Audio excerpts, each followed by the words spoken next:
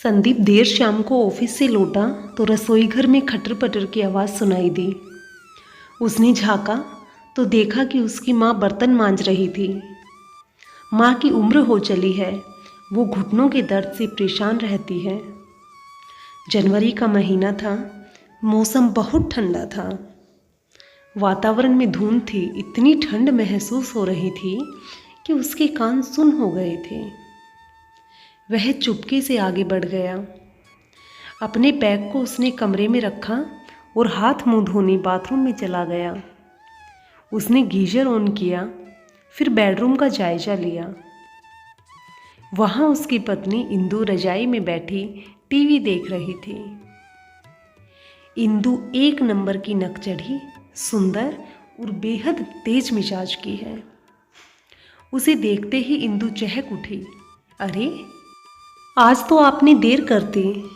उसने प्रश्नवाचक निगाहों से उसे देखा और कपड़े बदलने लगा। इंदु ने पीछे से आकर उसके गले में बाहें डाल दी।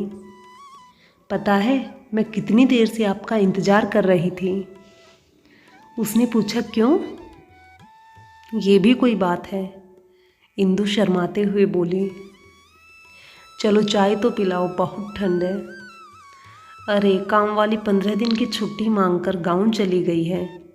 उसके देवर की डेथ हो गई है। मुझसे तो ये काम धाम नहीं होगा, आपको कुछ इंतजाम करना पड़ेगा। माँ कहाँ है? संदीप ने गंभीर स्वर में पूछा। पता नहीं, इंदु ने कंधे उचकाए। मुझसे उनकी ज़्यादा बातचीत होती कहाँ है। मेरे बस का नहीं है उनकी ये फालतू बातें सुनना।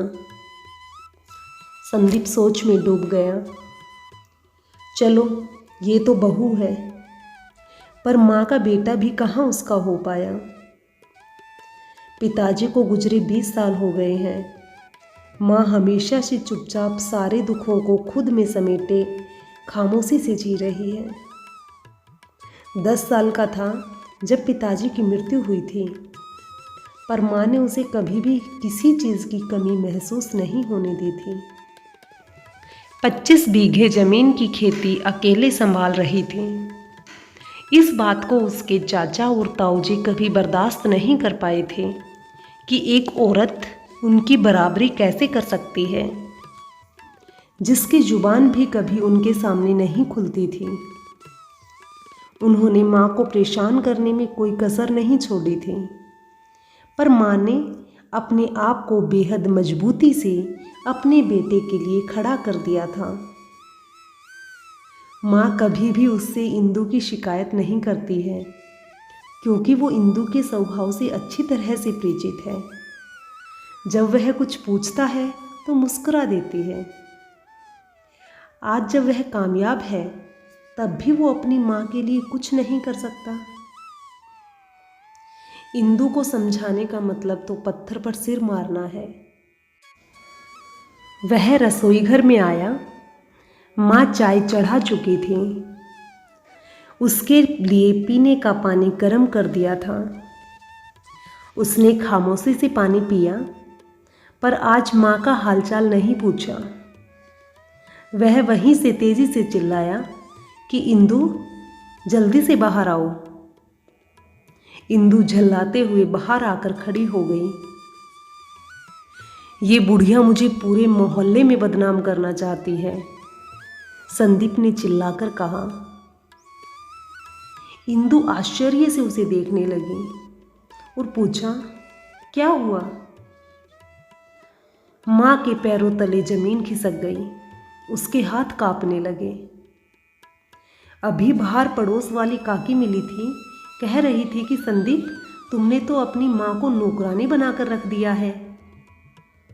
अभी आज ही काम वाली गई और देखो, पूरे मोहल्ले में चर्चा हो गई कि संदीप की माँ तो नौकरानी है।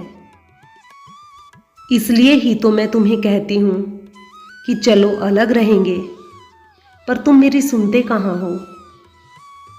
माँ की आंखों से आंसू गिरने लगे।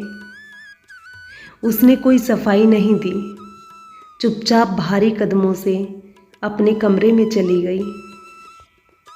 संदीप ने इंदु को कहा, जाकर जल्दी से खाना बनाओ, इस बुढ़िया से कोई काम मत करवाना। इंदु ने मन मारकर जैसे तैसे सब्जी रोटी बनाई, अपना और संदीप का खाना कमरे में ले आई। माँ को दिया तुमने? इंदु, खाना बनाकर रख दिया है, अपने आप ले लेंगे। तुम इतनी चिंता मत करो, बस अलग रहने पर विचार करो। इंदु, तुम्हारा दिमाग खराब है क्या? इतनी जमीन जायदाद घर सब कुछ है, सब कुछ माँ के नाम पर है। तुमने अगर यहाँ से अलग होने की बात की तो हमारे हाथ से सब कुछ निकल जाएगा। पर वो तुमसे बेहद प्यार करती है, वो ऐसा कुछ नहीं करेगी। तुम बेवकूफ़ हो इंदु, सारे रिश्तेदार ताक में रहते हैं, इसलिए तुम कम से कम माँ के साथ अपने मतलब के लिए तो सही रहने का ढोंग कर सकती हो। इंदु लालची है, इसलिए चुप रहकर सोचने लगी। तुम खाना खाओ, मैं ज़रा अभी आया, माँ को खाना देकर आता हूँ। कहीं मोहल्ले में चुगली कर दी तो हम दोनों की बहुत बदनामी होगी।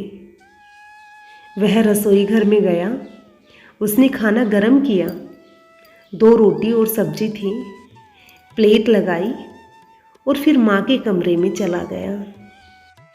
माँ खाना बहुत कम खाती है, शरीर कमज़ोर है, आज तो मन भी टूट गया होगा। माँ बत्ती बुझाकर लेट गई थी। वो जानता था कि सोई तो नहीं है, बल्कि वो रो रही है। आज उसे बहुत पीड़ा पहुंची है। उसने लाइट जलाई। माँ, उठो, खाना खा लो। मुझे भूख नहीं है बेटा, तुम लोग खाओ, मैं सोऊंगी। उसने प्लेट मेज पर रखी और माँ के पैरों में सिर रखकर फूट फूट कर रो पड़ा। माँ हड़बड़ाकर उठकर बैठ गई। क्या हुआ तुझे? मुझे माफ़ कर दो माँ, तुम्हें ठंड से बचाने का मेरे पास और कोई रास्ता नहीं था। तुम्हारा बेटा बहुत बुरा है, काश इंदु माँ बेटे का रिश्ता समझ सकती, शायद तब समझेगी जब वह खुद माँ बनेगी। माँ, मेरी मजबूरी तुम समझोगी। मैं नहीं चाहता कि इस उम्र में मेरी माँ को कोई अपशब्द कहे, पास पड़ोस में कोई बदनाम करे। चलो उठो, खाना खाओ, नहीं तो मैं भी नहीं खाऊंगा माँ। उसने झटपट से निवाला तोड़कर माँ के मुंह में डाल दिया। मेरा बुद्धू बेटा। माँ ने प्यार से उसके बालों पर हाथ फेरते हुए उसका माथा चूम लिया। वो सोच रहा था कि माँ का प्यार और उसका साथ दुनिया की सबसे बड़ी दौलत है। हे ईश्वर, इसे मेरे ऊपर हमेशा बनाए रखना। तो दोस्तों, कैसी लगी ये कहानी? प्लीज़ कमेंट करके ज़रूर बताएं। अगर कहानी पसंद आए तो लाइक और शेयर कीजिए। अगर मेरे चैनल पर नए हैं तो चैनल को सब्सक्राइब कीजिए। मेरी कहानी अंत तक सुनने के लिए आप सबका बहुत बहुत धन्यवाद।